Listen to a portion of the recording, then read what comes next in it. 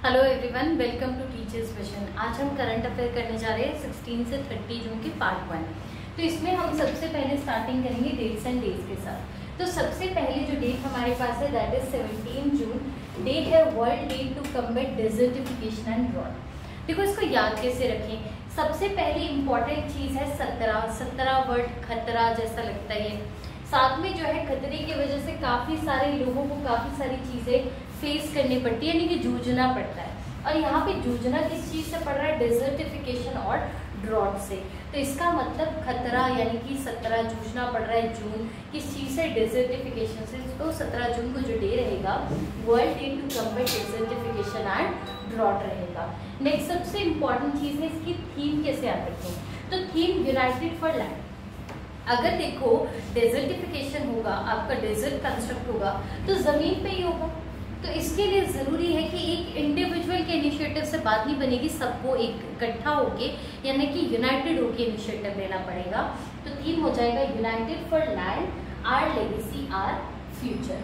Next पे चलते हैं। यूनाइटेड नेशन जनरल असेंबली ने इस्टेब्लिश करवाया एक कन्वेंशन, नाम है United Nation convention to combat desertification.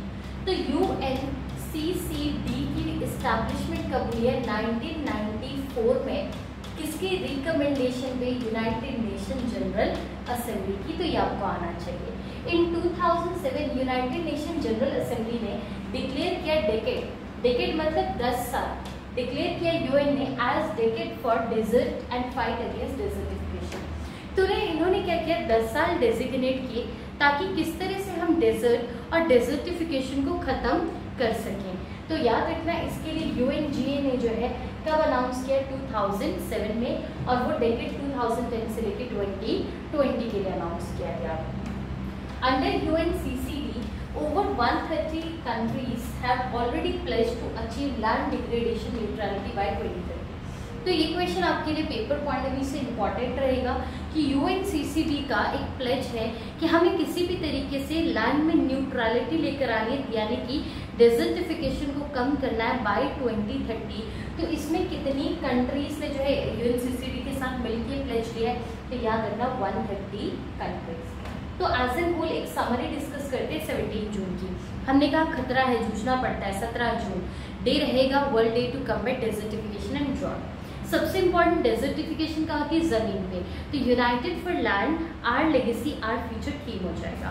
फिर हमने पढ़ा कि UNGA ने अलग से जो है आपकी एक ऑर्गेनाइजेशन का इस्टेब्लिश कर दिया दैट इज UNCCD, ताकि वो जो है डेजर्टिफिकेशन को लेकर पूरा वर्ल्ड वाइड इनिशिएटिव ले सके।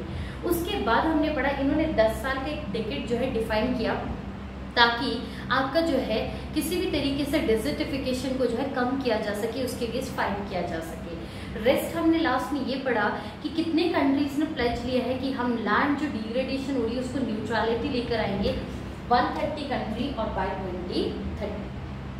नेक्स्ट पे चलते हैं। 18 जून को सेलिब्रेट किया जाता है ऑटिस्टिक प्राइड डे। अब ऑटिस्टिक हमने कहा ना काफ़ी सारे बच्चे ऐसे होता है जिसका जो है ब्रेन का जो लर्निंग एंड थिंकिंग पावर होती है वो थोड़ी कम होती है, वीक होती है। और काफ़ी सारे बच्चे होते हैं जिनका ब्रेन अच्छे से रिस्पॉन्ड नहीं कर पाता है, तो वो एक डिजीज से जो है सफ़र करते हैं जिसे ऑटिज्म कहते हैं।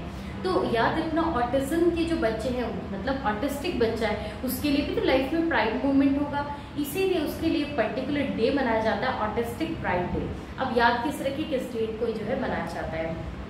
बचपन से मतलब बाय बर्थ ऑटिस्टिक बच्चा हमेशा हर चीज़ को लेके फेस ही करता है, जूझना ही पड़ता है उसको हर चीज़। उस पर जो है हमेशा एक मास्क रहता है किसका? उसके पेरेंट्स का। एक्चुअली में उसके पेरेंट्स हमेशा उसको प्रोटेक्ट करने की कोशिश करते हैं। तो एक ऑटिस्टिक बच्चा जब अपने मैच्योर एज में आएगा यानी कि अडल्ट एज में आ जाएगा, और एक बच्चा अडल्ट कब होता है? 18 की उम्र में। तो जो भी चीज़ें उसने फेस यानी कि जिन भी चीज़ों से वो जूझ चुका है उसको लेके वो कहीं ना कहीं अब बहुत ज़्यादा होते हैं ना कि एक इंसान लाइफ में बहुत सारी चीज़ों को जब फेस करता है उसके बाद वो इंसान जो है कहीं ना कहीं अपने एक स्ट्रॉन्ग पॉइंट प्रेजेंट कर पाता है दुनिया के सामने। तो यहाँ पे एक बच्चा अडल्ट हो चुका है ऑटिस्टिक बच्चा, तो कहीं ना कहीं जो भी चीज़ें उसने फेस किए जूझा है जिन चीज़ों से उससे बाहर निकलने का पॉइंट ऑफ व्यू उसके पास रहेगा। तो याद रखना उसके लिए कैसा मोमेंट हो जाएगा? फिर प्राइड का मोमेंट। तो 18 जून मतलब अडल्ट होके तो 18 जून को डे रहेगा ऑटिस्टिक प्राइड डे। थीम क्या हो जाएगा, टेकिंग द मास्क ऑफ। जब मैंने स्टार्टिंग किया था इस डे का तो मैंने स्टार्टिंग में कहा था एक ऑटिस्टिक बच्चे पे हमेशा जो है मास्क रहता है, किसका, उसके पेरेंट्स का। तो याद रखना, तो उस मास्क को जो है हमें क्या करना है, हटाना है, ताकि वो बच्चा भी अपने प्राइड मोमेंट्स को क्रिएट कर सके। तो taking the mask of theme हो जाएगा ऑटिस्टिक प्राइड डे का। नेक्स्ट पे चलते हैं, autistic pride day first celebrate किया गया था 2005 में। देखो ऑटिस्टिक बच्चे हैं, उनके लिए एक डे है, बट कौन सा डे है, प्राइड। कितने वर्ड है, 5। तो मनाना कब से स्टार्ट किया, 2005 से, ताकि हम जो है सोसाइटी में सेल्फ एक्सेप्टेंस दिलवा सके किसको, ऑटिस्टिक पीपल को। नेक्स्ट चलते हैं, 19 जून को एक डे रहेगा world sickle cell awareness day. देखो यूजुअली जब भी आपकी आरबीसी यानी कि सेल का स्ट्रक्चर सिकल की तरह हो जाए उसे हम सिकल सेल डिजीज कहते हैं, जिसकी वजह से ब्लॉकेज और क्लॉटिंग्स होती है। तो 19 जून को डे रहता है world sickle cell awareness day. Theme क्या है, hope through progress advancing sickle cell care globally. UNGA ने जो है एक रेजोल्यूशन पास किया था 22 दिसंबर 2008 में, ताकि सिकल सेल डिजीज को जो है रिकॉग्नाइज किया जा सके, और साथ में इसको डिफाइन किया one of the world's main genetic illness. इसका मतलब सबसे इम्पॉर्टेंट चीज़ क्या है, सिकल सेल डिजीज जो है किस तरह की इलनेस है, आपकी जेनेटिक इलनेस है, जो कि आपको ध्यान रखना है। और दूसरा सबसे इम्पॉर्टेंट पॉइंट है कि वर्ल्ड का सेकंड जो ग्रेटेस्ट सिकल सेल डिजीज का बर्डन फेस करने वाली कंट्री है वो कौन सी है, इंडिया। तो अभी तक हमने जो पढ़ा उसका समरी बना लेते हैं। डेजर्टिफिकेशन को कम्बैट करना है तो डे मनाते हैं 17 जून को। फिर हमने नेक्स्ट पढ़ा 18 जून को एक ऑटिस्टिक बच्चे का प्राइड डे, क्योंकि वो अब जब एडल्ट हो जाएगा तो ऑटोमेटिकली अपने लिए प्राइड मूवमेंट्स क्रिएट करेगा पूरी पावर, यानी कि 5, यानी कि प्राइड मतलब 5, 2005 से बनाना स्टार्ट किया। 19 हमने पढ़ा सिकल सेल। एक पर्सन जो है एक सिकल सेल डिजीज से अगर फेस कर रहा है तो कहीं ना कहीं वो कहेगा अरे भाई नो, ऐसी बीमारी तो किसी को नहीं होनी चाहिए, वो इस चीज़ को फेस ना करे, यानी कि जूझे ना इस बीमारी से। तो 1/9 यानी कि 19 जून तो सिकल सेल डिजीज के बारे में पढ़ा। और सबसे इम्पॉर्टेंट पॉइंट जो हमने यहाँ पढ़ा वो ये पढ़ा कि इंडिया जो है पूरे वर्ल्ड की दूसरी ऐसी कंट्री है जो कि सिकल सेल डिजीज के बर्डन को फेस कर रही है।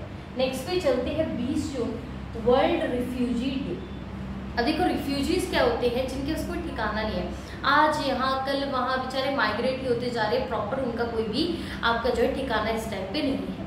तो एक रिफ्यूजी कह रहा है भाई बस बहुत हो चुका है, तो बार बार कह रहे हैं भाई बस बस बहुत हो चुका है, अब इस चीज़ से मैं जूझ नहीं सकता, यानी कि इस चीज़ को मैं फेस नहीं कर सकता। तो बस बस यानी कि 2 बार 10, बस बस मतलब 10, तो 10 और 10 कितना हो गया 20, तो 20 जूझना मतलब जून। तो 20 जून को जो डे रहेगा that is world refugee day. Theme क्या है, for a world where refugees are welcome. कहते हैं कि ऐसी दुनिया जहाँ पे रिफ्यूजीज का वेलकम किया जाता है, थीम रखा है वर्ल्ड रिफ्यूजी डे का, ताकि मेजॉरिटी ऑफ द कंट्रीज जो है रिफ्यूजीज को एक्सेप्ट भी करें और उनका वेलकम भी करें। नेक्स्ट चलते हैं, first ever world refugee day celebrate किया गया था 20 जून 2001।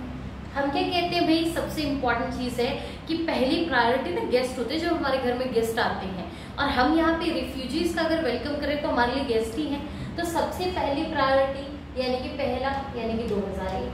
तो 2001 में जो है पहली बार हमने वर्ल्ड रिफ्यूजी डे को सेलिब्रेट करना स्टार्ट किया। अब क्यों हम इसको सेलिब्रेट कर रहे हैं, कोई ना कोई चीज़ सम्मानित करने के लिए सेलिब्रेट कर रहे हैं। तो हम लोग जो है 50th एनिवर्सरी हो गई थी रिफ्यूजी कन्वेंशन को बनकर, इसीलिए जो है हमने इसको कमेमोरेट सम्मानित करने के लिए आपका रिफ्यूजी डे मनाना स्टार्ट किया 2001 से। एक्चुअल में रिफ्यूजी कन्वेंशन इसका इस्टेब्लिशमेंट 1951 में हुआ था और इसकी 50th एनिवर्सरी 2001 में थी, जब से हमने रिफ्यूजी डे को मनाना स्टार्ट किया। नेक्स्ट पे चलते 21 जून वर्ल्ड हाइड्रोग्राफी डे। देखो जब हम कहते हैं ना कि 21वीं उम्र ऐसी होती है, काफ़ी सारी चीज़ों को लेके हम एलिजिबल हो जाते हैं, काफ़ी सारे एग्जाम को देने के एलिजिबल हो जाते हैं, काफ़ी सारी ड्यूटीज़ को परफॉर्म करने के लिए एलिजिबल हो जाते हैं। तो हमने कहा हमारी सबसे इम्पॉर्टेंट ड्यूटी क्या है, कहते खाने के बिना एक टाइम के लिए इंसान जिंदा रह सकता है, पर बिना पानी के नहीं। तो हमने कहा जैसे ही मैं 21 की हो गई तो मैंने सबसे पहला इनिशिएटिव क्या लिया, मैंने सोचा भाई दुनिया जो है जूझ रही है कि उनको प्रॉपर अच्छा पानी नहीं मिल रहा है पीने के लिए। पानी मतलब जब भी आप सी और ओशन के बारे में बात करते हो तो उसे हम जो है कहते हैं हाइड्रोग्राफी, ठीक है, तो उसे हम क्या कहते हैं, हाइड्रोग्राफी कहते हैं। तो याद रखना 21 जून को सेलिब्रेट किया जाता है as a world hydrography day. और इसे क्यों हम मनाते हैं, ताकि हाइड्रोग्राफी के लिए आपकी जो है अवेयरनेस जो है रेज कर सके और साथ में ये बता सके कि सीज और ओशन का क्या इंपॉर्टेंट रोल रहता है हमारी लाइफ में, ये नॉलेज को आपका जो है स्प्रेड कर सके। अब थीम क्या है, हाइड्रोग्राफिक इंफॉर्मेशन। अब देखो पानी की इंफॉर्मेशन देना है तो hydrographic information enhancing safety efficiency sustainability इन मैराइन एक्टिविटीज, ये थीम रहेगा वर्ल्ड हाइड्रोग्राफी डे का। नेक्स्ट पे चलते हैं 21 जून। 21 जून की बात करें तो कुछ दिन ऐसे होते हैं जो हमारे दिमाग में एसिड प्रिंटेड होते हैं, जैसे 5 जून वर्ल्ड एनवायरनमेंट डे, 21 जून इंटरनेशनल योगा डे। तो याद रखना है इंटरनेशनल योगा डे। देखो जब भी मैंने कहा ना कि 21 की एज में हम काफी सारी चीजों को लेकर एलिजिबल होते हैं, तो हमें ना लाइफ के फैक्ट्स के बारे में पता चल जाता है कि लाइफ में हेल्दी रहना बड़ा जरूरी है।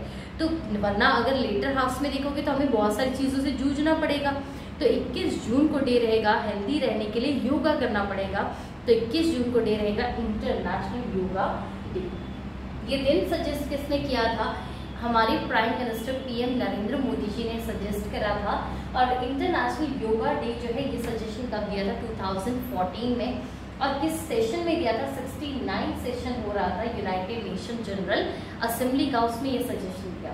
उसके बाद जो है अगर 14 से सेलिब्रेट कर रहे हैं तो करंट में 2024 चल रहा है, तो तब से लेके इस टाइम कौन सी एनिवर्सरी चल रही है, 10th एनिवर्सरी। तो याद रखना है 10th इंटरनेशनल योगा डे 2024 में सेलिब्रेट किया गया। थीम क्या है, yoga for self and safety. Yoga मतलब खुद के लिए और सोसाइटी के लिए जो आपको परफॉर्म करना है। अब ये जो सेलिब्रेशन हो रही है हमारी नेशनल लेवल की, ये कहाँ पे हुई, शेर-ए-कश्मीर इंटरनेशनल कॉन्फ्रेंस सेंटर जो कि श्रीनगर में है। और इसको लीड किसने किया है, पीएम नरेंद्र मोदी ने लीड किया है। नेक्स्ट पे चलते हैं 22 जून। 22 जून को डे है that is world rain forest day. हमने क्या कहा था, 21 की उम्र में हमने कहा देखो एक तो हेल्थ बड़ी जरूरी है जिसके लिए योगा करना है, और दूसरा सबसे इम्पोर्टेंट चीज योगा के बाद जो है आपको किसका यूटिलाइजेशन ज्यादा रखना है, पानी। पानी मतलब क्या हो गया, हाइड्रोग्राफी। अगर आप ये दो चीजों को इनिशिएट कर पाओगे तो कल के लिए लोगों को भी तो बताओगे ना। पानी आ कहाँ से रहा है, रेन की वजह से आ रहा है। और रेन कब आएगी ज्यादा, जब आपके फॉरेस्ट प्रॉपर होंगे। तो ये सब चीजें कल को लोगों को डिफाइन कर सकते हो ना। तो कल मतलब 22 जून डे रहेगा world rain forest day. Next पे चलते 23 जून डे है United nation public service day. तो देखो पब्लिक की अगर हम बात करें तो एटलीस्ट एक इंडिविजुअल की बात तो हम करते नहीं है। हम कहते हैं 2 या 3 कम से कम लोग हो तभी तो हम कोई बात कर पाए।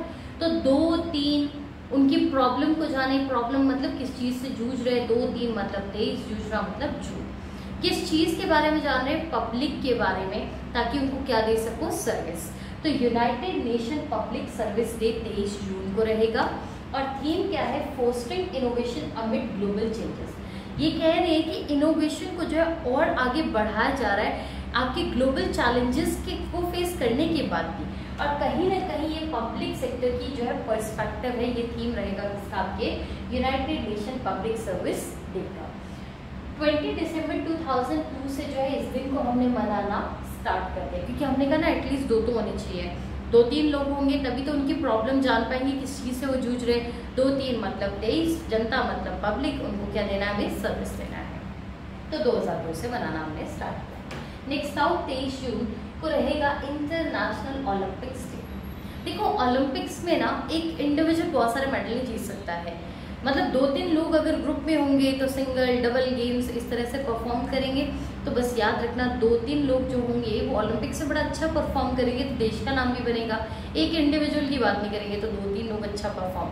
तो याद रखना ओलंपिक्स डे जो है 2-3 मतलब 23 जून को इंटरनेशनल ओलंपिक्स डे रहेगा। इसको सेलिब्रेट करना हमने 1948 से स्टार्ट किया था, और कहीं ना कहीं ये ओलंपिक गेम्स का रिवाइवल भी माना जाता है, जो कि पेरिस में स्टार्ट किया था इससे पहले जून 1894 को जो है पहली बार खेला गया था, जिसका एज अ रिवाइवल हमने स्टार्ट किया 1948 में। इंटरनेशनल ओलंपिक कमेटी जो है ऑफिशियली आपकी फॉर्म हुई थी 23 जून 1894 को, इसलिए भी हम इसको सेलिब्रेट करते हैं 23 जून को। और थीम क्या है? Let's move and celebrate. Next पे चलते हैं 24 June international day of women and diplomacy. देखो, जब भी कोई क्राइटेरिया की हम बात करते हैं, नंबर 1 पे हम किसको रखते हैं? मेल पे। दूसरी कैटेगरी में हम फीमेल की बात करते हैं, फीमेल मतलब विमेन। और विमेन तो आज की डेट में दुगनी रेट पे दुगनी स्ट्रेंथ का यूज करके आगे बढ़ रही है। तो 2 2 सा कितना होता है? 4। तो दूसरे पे विमेन को रखा, दुगनी स्ट्रेंथ यूज करी तो 2 2 सा 4, यानी कि 2 4 मतलब 24 जून को जो डे रहेगा वो रहेगा international day of women in diplomacy. और थीम क्या रहेगा? विमेन की लीडरशिप इन मल्टीलेटरल डिप्लोमेसी। इस दिन को स्टार्ट यूएनजीए ने करवाया था, अपनी 76 सेशन से स्टार्ट करवाया था।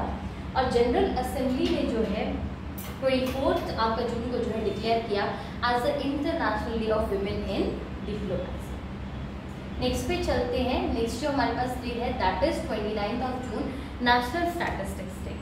अब देखो, इसको क्यों मनाते हैं? क्योंकि इस दिन बर्थडे होता है पीसी महालानोबिस का, जिन्होंने सेकेंड 5 ईयर प्लान को टोटली कंस्ट्रक्ट करवाया था। इसीलिए सेकेंड 5 ईयर प्लान को महालानोबिस मॉडल के नाम से भी जानते हैं। तो जितना भी आपका जो है कंट्रीब्यूशन है इनका, पीसी जो आपके जो है महालानोबिस है, वो स्टार्ट की फील्ड में और इकोनॉमिक प्लानिंग की फील्ड में इनका सबसे बड़ा जो है क्या रहा है? योगदान रहा है, यानी कि इनिशिएटिव रहा है उस चीज़ को कमेमोरेट करने के लिए। और साथ के साथ हमें पता है इनका बर्थडे भी होता है कब? 29 जून को। इसीलिए हर साल जो है 29 जून को मनाया जाता है as a national statistics day. अब यहाँ से क्वेश्चन कैसे पूछेंगे? 29 June is celebrated as a national statistics day, is celebrated to commemorate whose birthday, मतलब किसका बर्थडे इस दिन रहता है। अगर हम ये सेलिब्रेट करते तो किसी का या तो बर्थडे होगा या फिर कोई ना कोई इवेंट रहा होगा। तो याद रखना किसकी आपके बर्थडे को कमेमोरेट करने के लिए किया जाता है, तो पीसी महालानोबिस। नेक्स्ट है थीम। थीम है use of data for decision making. तो डेटा का यूज किया गया ताकि डिसीजन क्या कर सके? बना सके। ये थीम हो जाएगा किसका? नेशनल स्टैटिस्टिक्स डे का। नेक्स्ट कैटेगरी पे चलते हैं दैट इज अपॉइंटमेंट। सबसे पहली अपॉइंटमेंट है साउथ अफ्रीका के प्रेसिडेंट री इलेक्ट हुए सेकेंड टाइम के लिए, नाम है सिरिल रामाफोसा।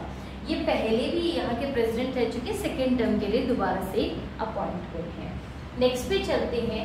स्टेट गवर्नमेंट ने अपॉइंट किया है एस त्रिपाठी को as first director of the university of Visvesvaraya college of engineering. पहली इंपॉर्टेंट चीज क्या है यहाँ से कि ये जो विश्वेश्वरैया कॉलेज ऑफ इंजीनियरिंग है ये एक्चुअल में इस्टेब्लिश कब हुआ? 1917 में इस्टेब्लिश हुआ। अर्लियर इसका नाम गवर्नमेंट इंजीनियरिंग कॉलेज था। अब इसका नाम क्यों बदला गया? क्योंकि इसी कॉलेज से जो है एम विश्वेश्वरैया जो है अपना स्टडी को पास आउट करेंगे। और with the passage of time Visvesvaraya ji ने इकोनॉमिक प्लानिंग में जो है सबसे पहला इनिशिएटिव लिया था 1934 में, जिसको हम ब्लूप्रिंट ऑफ इंडियन इकोनॉमी यानी कि प्लानिंग इन इंडिया भी कहते हैं। तो इस ब्लूप्रिंट में इन्होंने क्या किया? एक बुक लिखी थी प्लान्ड इकोनॉमी इन इंडिया, जिसमें इन्होंने मेंशन किया था कि अगर लोग जो हैं एग्रीकल्चर से स्विच करेंगे टूवर्ड्स द इंडस्ट्री तो आने वाले जो 10 साल है इसमें हमारी इकोनॉमी कैसी हो जाएगी? आपकी ग्रो करेगी फास्टर रेट में, यानी कि डबल हो जाएगी हमारी क्या? National income. ये इन्होंने पर्टिकुलर मेंशन किया था। बट बाय प्रोफेशन ये एक इंजीनियर थे। इनका बर्थडे 15 सितंबर को था, जिसे हम सेलिब्रेट करते हैं as a national engineers day. तो इनके नाम पे जो है गवर्नमेंट इंजीनियरिंग कॉलेज का नाम कर दिया गया university of Visvesvaraya college of engineering. तो इसमें पहले डायरेक्टर कौन अपॉइंट हुए? सीधी सी बात है, इंजीनियर का रास्ता ही बड़ा क्लियर है कि आपको नया नया इनोवेटिव चीज़ों को बनाना पड़ेगा। तो डायरेक्शन, रास्ता क्लियर है। रास्ता मतलब पाथ होता है, पाथ यानी कि त्रिपाठी, तो नाम हो जाएगा एस त्रिपाठी, जो कि डायरेक्टर बने हैं university of Visvesvaraya college of engineering के। अब यहाँ से क्वेश्चन कुछ हटके स्टार्ट से भी बनते हैं, जैसे कि 1847 में इंडिया का पहला इंजीनियरिंग कॉलेज का इस्टेब्लिशमेंट किया गया। नाम था Thomson college of civil engineering. तो आपसे ये पूछेंगे कि इंडिया का सबसे पहला इंजीनियरिंग कॉलेज कौन सा है? तो याद रखोगे थॉमसन कॉलेज ऑफ इंजीनियरिंग, जिसको आज की डेट में IIT रुड़की के नाम से जानते हैं। नेक्स्ट पे चलते हैं। यूनाइटेड नेशंस में जो है रिफ्यूजी एजेंसी ने पर्टिकुलर एक ब्रिटिश एक्टर का नाम लिया है थियो जेम्स, जो कि ग्लोबल गुडविल एम्बेसडर बने हैं। इसका मतलब 20 जून अभी हमने पढ़ा वर्ल्ड रिफ्यूजी डे होता है, तो कहीं ना कहीं इनकी प्रमोशन के लिए कहीं ना कहीं लोग इनको सपोर्ट करें, उसके लिए कोई ना कोई फेस तो होगा, यानी कि एम्बेसडर होंगे। तो हाल फिलहाल में जो है एक ब्रिटिश एक्टर है, नाम है थियो जेम्स, जो कि गुडविल एम्बेसडर बने हैं किस चीज़ के, आपके पर्टिकुलरली तो रिफ्यूजी एजेंसी ने इनको गुडविल एम्बेसडर बनाया है यूएन। नेक्स्ट चलते हैं, मलावी के जो है प्रेसिडेंट है, नाम है लजारुस चक्वेरा, जो कि इन्होंने अपॉइंट करा है माइकल उसी को एज वाइस प्रेसिडेंट। तो मलावी के वाइस प्रेसिडेंट की डेथ हो गई थी समाओ, तो इस करके जो है एक नए वाइस प्रेसिडेंट का जो है नाम जो है आपके सामने प्रेजेंट किया गया है, नाम है माइकल उसी। अब याद कैसे रखोगे, चाहे प्रेसिडेंट हो चाहे वाइस प्रेसिडेंट हो, यहाँ पे वाइस प्रेसिडेंट की हम बात कर रहे हैं, तो माला तो उनको भी पहनाई जाएगी। तो याद रखना ये बात हम किस में अनाउंस करें, माइक में, माला उसी को पहनाई जाएगी जो पर्सन जो है आपका वाइस प्रेसिडेंट बनने जा रहा है। तो वाइस प्रेसिडेंट माला मलावी उसी, यानी कि उसी किस में अनाउंस किया, माइक यानी कि माइकल उसी वाइस प्रेसिडेंट बने हैं मलावी के। नेक्स्ट पे चलते हैं, प्रदीप सिंह खरोला, इन्होंने जो है एडिशनल चार्ज लिया एनटी का, नेशनल टेस्टिंग एजेंसी का। हाल फिलहाल में जो है नीट को लेके काफ़ी सारे जो है क्वेश्चन राइज हुए थे, जिस वजह से जो है फॉर्मर जो डायरेक्टर है उनको जो है सस्पेंड यानी कि उनको रिमूव कर दिया गया है, और नए जो है आपके एडिशनल चार्ज के साथ नए डायरेक्टर बन रहे हैं कौन, प्रदीप सिंह खरोला। अब याद कैसे रखोगे, तो अब सबसे इम्पॉर्टेंट चीज़ क्या है, हम कहते हैं देखो इंजीनियर्स बन रहे हैं, डॉक्टर्स बन रहे हैं, तो एनटीए तो आपका एग्जाम करवा रहा है नीट का, नेशनल टेस्टिंग एजेंसी। तो हम कह रहे कल के लिए डॉक्टर हमारे लिए हमारे घर के दीपों को बचा रहे हैं। दीपों को बचाना मतलब दीप क्या होते हैं, हमारे घर के जो अर्निंग सोर्स, जो अर्निंग हमारे पीपल्स हैं, जो हमारे घर के लोग हैं, उनको हम क्या कहेंगे, कुलदीपक ही तो कहते हैं। तो इसका मतलब कुलदीप को बचा रहे हैं, पर कुलदीप याद नहीं रखना, दीप को बचा रहे हैं, यानी कि प्रदीप सिंह खरोला, इनको एडिशनल चार्ज मिला है एनटीए का, और सुबोध कुमार सिंह जो प्रीवियस एनटीए के डायरेक्टर जनरल थे उनको रिमूव कर दिया है। नेक्स्ट आ जाते हो, मार्क रूट ये अपॉइंट हुए नए secretary general of NATO. North Atlantic Treaty Organization ये एक तरह का मिलिट्री ग्रुप है। इस मिलिट्री ग्रुप को जो है नॉर्थ अमेरिका और यूरोप की कंट्रीज ने मिलकर बनाया था ताकि पीस और सिक्योरिटी को मेंटेन किया जा सके। तो अभी तक कितनी कंट्रीज के मेंबर कब फाउंड किए, कुछ एक स्टार्ट आपको आना चाहिए। तो नेटो में जो है टोटल वर्ड कितने हैं, 4, और हम क्या कहते हैं भाई, नो, अशांति नहीं, पीस को मेंटेन करना है। तो नो 4 नो यानी कि 49, तो 1949 को इस्टेब्लिशमेंट हुआ है नेटो का। दूसरा सबसे इम्पॉर्टेंट चीज़ इसका हेडक्वार्टर, याद कैसे रखिए, देखो अगर पीस होगा तो ओके है, बट अगर पीस ना होना, अगर कहीं ना कहीं आपकी जो है अशांति फैल जाए, लोगों के बीच में आपकी जो है कहीं ना कहीं आइसोलेशन की जो है फीलिंग आनी स्टार्ट हो जाए, तो याद रखना उसमें रश बहुत हो जाता है, लोग एक दूसरे को मारना पीटना स्टार्ट करें, दो देशों के बीच में आपका जो है लड़ाई हो रही है, तो उसमें रश हो गया ना, तो रश से ब्रुसेल्स याद रख सकते हो, ब्रुसेल में रस वर्ड आता है, तो ब्रुसेल्स बेल्जियम में जो है हेडक्वार्टर है किसका, नेटो का। और लेटेस्ट कितनी कंट्री मेंबर है, देखो मिलिट्री का अगर ग्रुप है ना, तो मिलिट्री में लोग शहीद होते रहते हैं, समाव अपनी शहादत देते हैं अपने देश के लिए, अपने काम को लेकर, इसीलिए जो है यहाँ नेटो अगर एक मिलिट्री ग्रुप है तो शहादत की बात कर रहे हैं, तो 4 में से 1 निकाल दो कितना बच गया, 3 में से और निकाल दो कितना बच गया, 2। तो 32 कंट्री जो है लेटेस्ट मेंबर है किसकी, नेटो की।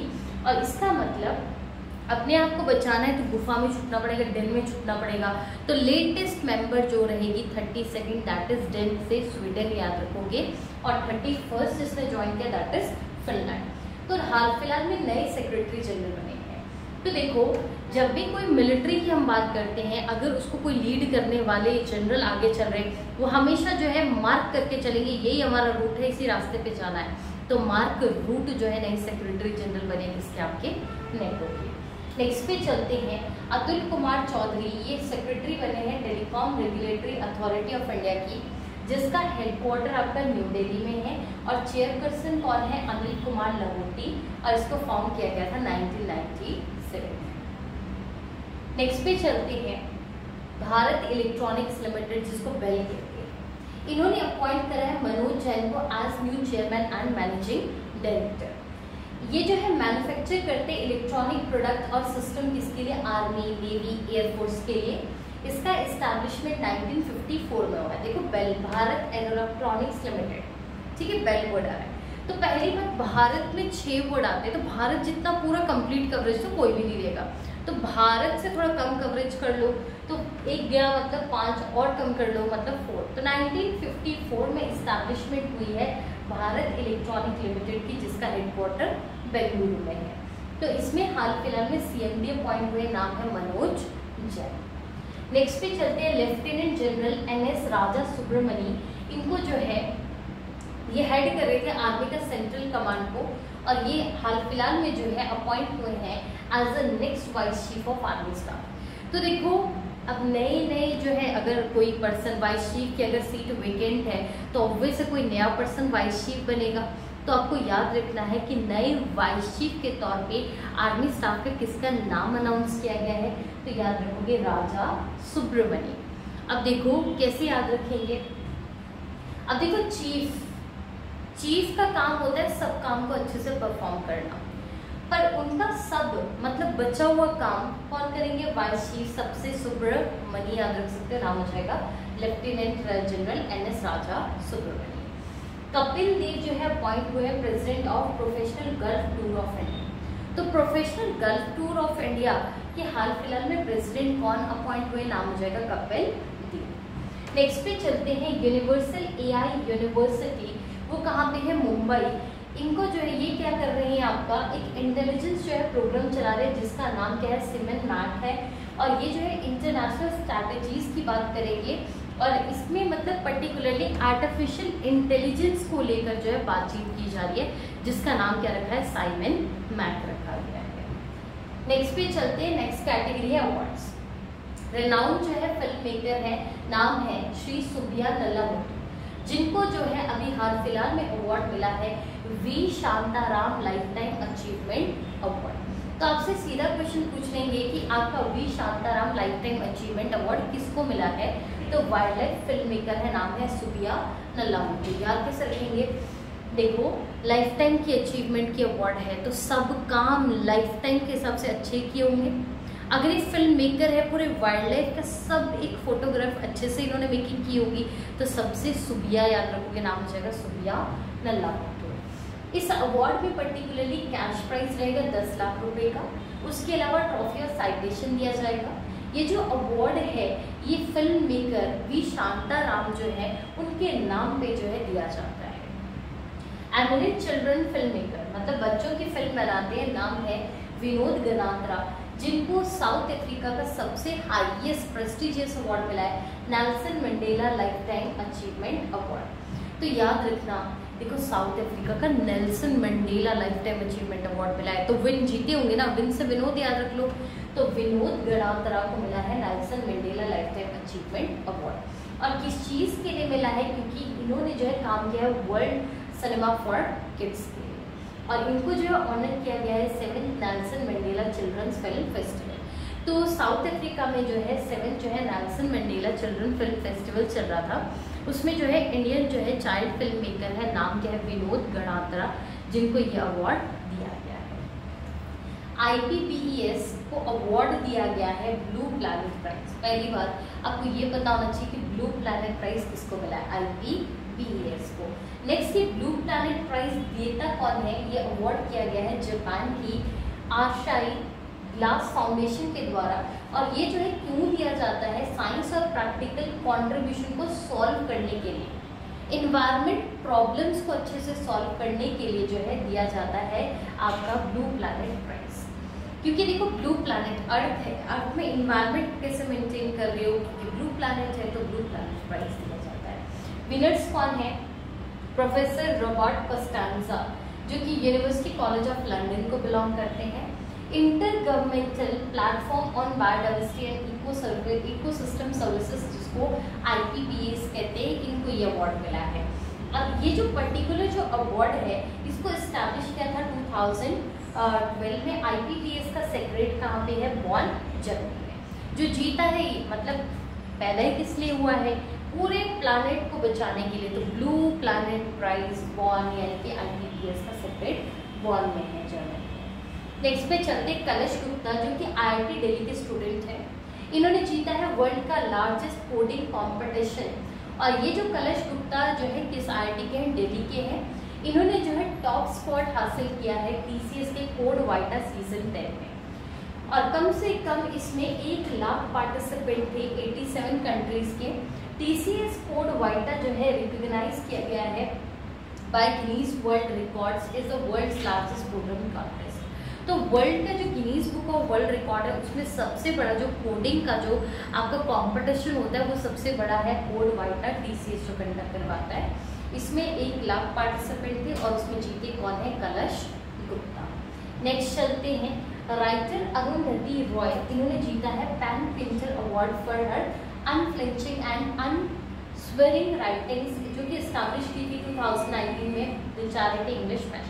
सबसे इम्पोर्टेंट क्या है, आपसे सीधा क्वेश्चन पूछेंगे कि पेन पिंटर अवार्ड किसने जीता, तो याद रखना अरुंधति रॉय ने जीता है। लास्ट हमारे पास है संजना ठाकुर। इन्होंने जीता है कॉमनवेल्थ शॉर्ट स्टोरी प्राइज। तो इसी के साथ जो है हमारी पूरा पहला पार्ट ओवर हो गया। बाकी सारे रेस्ट जो करंट अफेयर है वो हम नेक्स्ट पार्ट में कवर करेंगे।